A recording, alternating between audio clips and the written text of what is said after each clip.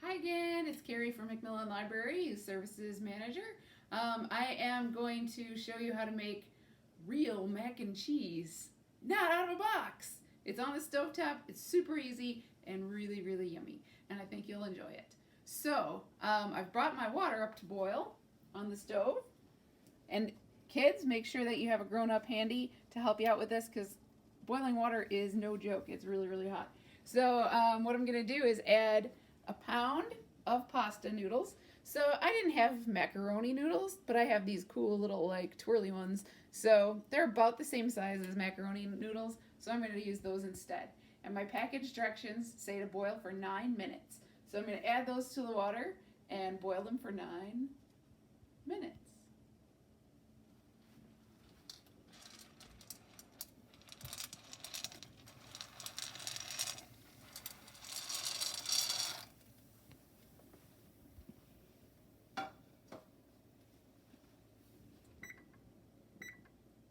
Alright, so our pasta boiled for 9 minutes and I drained it and put it in this bowl ready for the sauce when that's finally finished. So now let's make our sauce. So the rest of our ingredients that we have, we've got 2 cups of shredded cheddar cheese. You can really use any kind of cheese that you like for this. Anything that melts well. Gouda is really good. It's really Gouda. You can use mozzarella, provolone, pretty much any of your good melting cheeses will work, but you need 2 cups of that shredded. We also have a 1/4 cup of all-purpose flour. We've got a 1/4 cup of regular butter. I've cut that into smaller pieces just so that it melts faster. I've also got some seasonings here, so I've got a 1/2 teaspoon of salt, some black pepper, freshly ground black pepper, and I like to add some garlic powder to mine just to give it a little extra flavor. That is absolutely up to you if you want to add that or not. We're also going to add into ours tonight some cubed ham and some broccoli that we have steamed in the microwave. So those are 2 things that we like to add in. You can add in just about anything to your mac and cheese. If you like hot dogs with your mac and cheese, obviously you can cut those up and add them in. You could also add in bacon or, oh my goodness, beef brisket. That was one of the things I was thinking of doing. Cooked chicken, if you like that. So you can do a lot of different things. I really like Brussels sprouts in mine too, so sometimes I put those in. So you want to make sure whatever you add into your mac and cheese is cooked before you add it, just because it's not going to cook once you add it into the cheese sauce. It'll be already cooked. So we're going to start our cheese sauce. So what we're going to do first is switch our oven on. We've got a little saucepan here, and we're going to put that on to kind of a medium-low heat to get started. And we've got our 1/4 cup of butter. We're going to add that to our pan. It's a little bit softer than I would like it to be. There we go. So we're going to add that to our pan. I'm going to let that melt. Just get it in there till it's melted.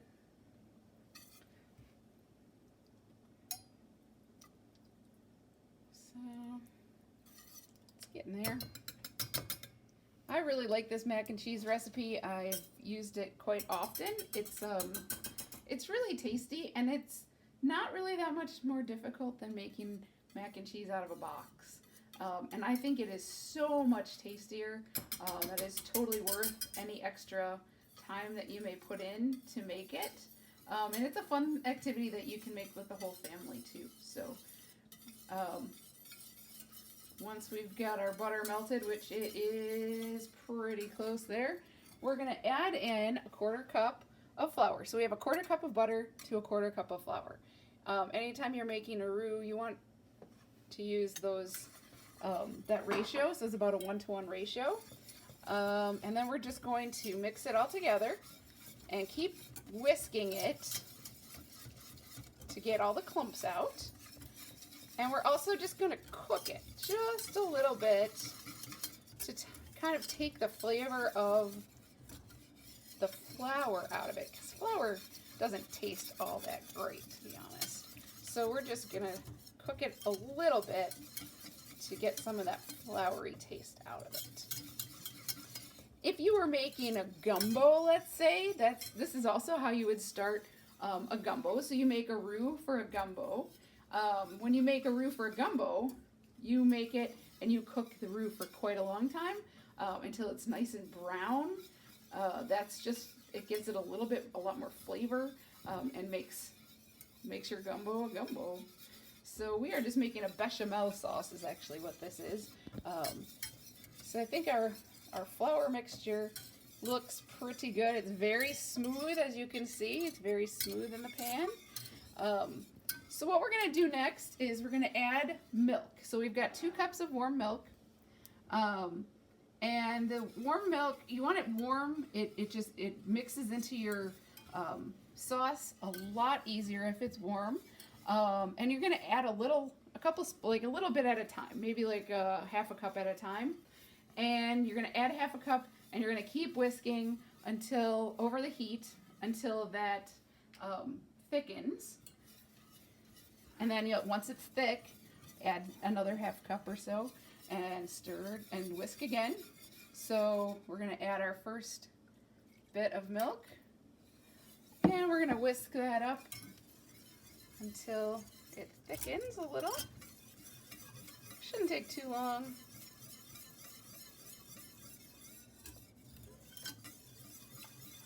Make sure you keep whisking to get all the lumps out of it. Nobody wants lumpy mac and cheese.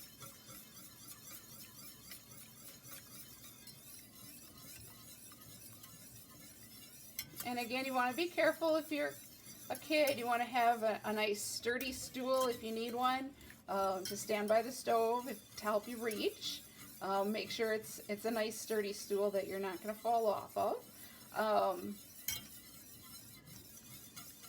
Keep whisking. And you want to hold your pan with one hand and the whisk with the other. It just makes everything a little bit more stable. All right, I can feel that thickening up now, so I'm going to add some more milk and stir some more.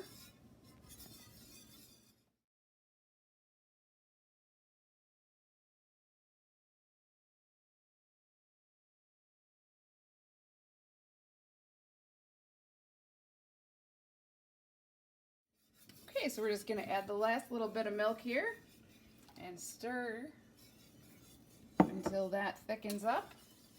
A lot of stirring involved, as you can see, but it is so tasty. You are never going to know what hit you. Let me tell you, this is some good stuff. So we're just going to whisk this a little bit.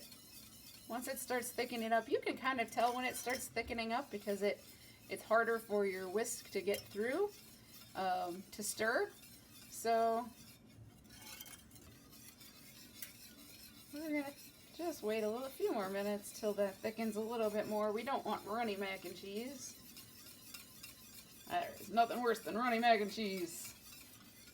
So we're going to make sure we get this as thick as we need to. The cheese will thicken it up too a little bit, but you still want to make sure that the sauce itself is thick enough to coat all of your noodles and your broccoli and your ham or whatever else you're going to put in there. So it's getting there.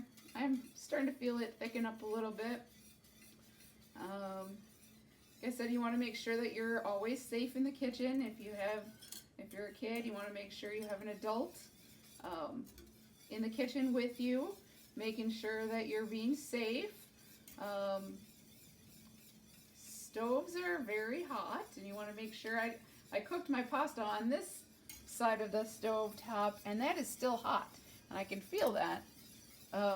My oven has a little light on. Oops, I'm sorry, this one. A little light on it that tells me when the stovetop is still hot. So I can feel that it's still hot, but it also is telling me that it is still hot. So hopefully yours has some sort of safety feature, but if not, just make sure you use your head and try to remember that, oh goodness, I just took some pot off of there, so it's probably still hot. So we're coming closer here. Just gonna let it kind of relax for a second and see if I can get that boiling a little bit. I don't really want it boiling either, just kind of simmering, but I'm going to turn the heat up a little bit, kind of help it along a touch. We could actually add in our spices now at this point. So I've got my salt, pepper, and garlic. Add that in. Stir it in.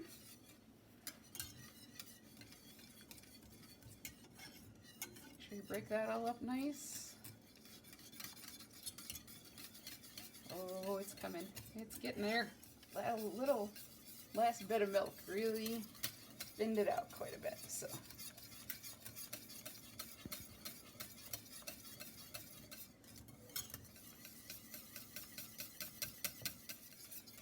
patience is a virtue, as they say. Sometimes we can't rush these things. The sauce is going to take as long as the sauce needs. Turning up the heat did help a little bit, it seems like. It seems like that's thickening a little bit faster. And I have an apron on today. I like to try and protect my clothing because I can be a little bit messy sometimes in the kitchen. If you're a little messy in the kitchen, that's okay. As long as you clean up as you go along. That's the best thing to do really is to, if you dirty some dishes, I like to put them right into the sink, and then right away when I'm finished, or if I'm waiting for something in the oven or on the stovetop to cook a little bit, I'll take that time to do my cleaning up then. Just makes things a lot easier after you're done. So I think this is thick enough now. So we want to make sure, this is the part you want to absolutely make sure of. You want to take that off of your heat. Don't put it on something else that's hot. Take it off your heat before you add the cheese. So I've got our cheese, and I'm just going to take my whisk out of there for a second. We're going to add the cheese all at once.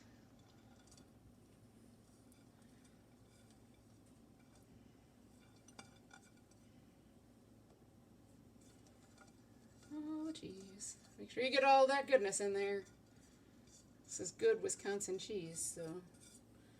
All right, all of our cheese has been added. I'm going to take my whisk, and while it's off the heat, I'm going to whisk my cheese, my ooey gooey cheese, into the sauce, to our bechamel sauce, until it is all melted. Oh, doesn't that look delicious? Look at that.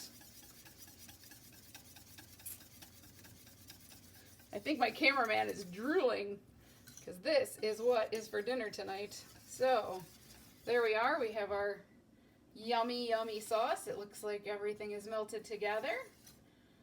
What I'm going to do next is I'm going to pour the sauce into our noodles. And again, you want to make sure you get all that goodness in there.